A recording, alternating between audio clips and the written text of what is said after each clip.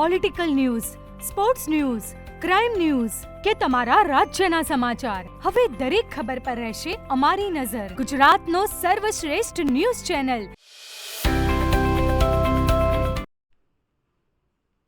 ચાણસ્મા ખાતે નવું railway station શરૂ કરવા જૈન સમાજની ઉગ્ર માંગણી. ચાણસ્મા ખાતે બનેલું નવું રેલવે સ્ટેશન તાત્કાલિક શરૂ કરવાની જૈન સમાજ દ્વારા ઉગ્ર માંગણી ઉઠી છે. રેલવે મુસાફરીને સુરક્ષિત સુલભ માનવામાં આવે છે, ત્યારે રણુજથી અમદાવાદ જતી ટ્રેન લાઇન બદલવાને કારણે છેલ્લા 2 વર્ષથી ટ્રેન સેવા બંધ છે. લાઇન બદલાવવાનું કામ પૂર્ણ થઈ ગયું હોવા છતાં ટ્રેન ફરી શરૂ ન થતાં લોકોમાં ભારે અસંતોષ વ્યાપ્યો છે.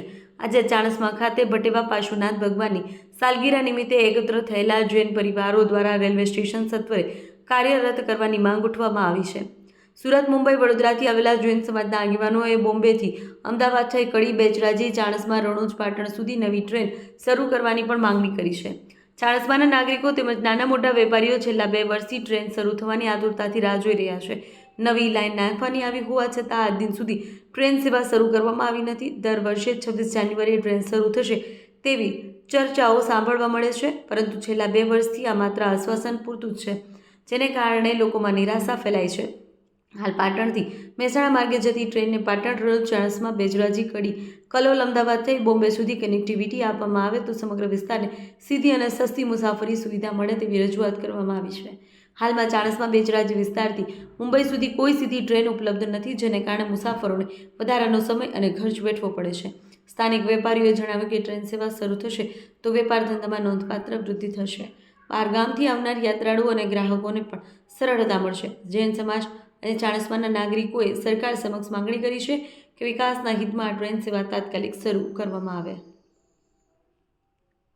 આજે આપ ચાણસ્મા મુકામે શા માટે આવ્યા છો અને આપણે ચાણસ્મા રેલવે સ્ટેશન માટે આપની શું કહેવું છે એ જરા તમે જણાવો આપના વિશે, અને આપ કયા પરિવારમાં ને કયા પ્રસંગમાં આવ્યા છો અને કેવી ડિમાન્ડ છે તમારી?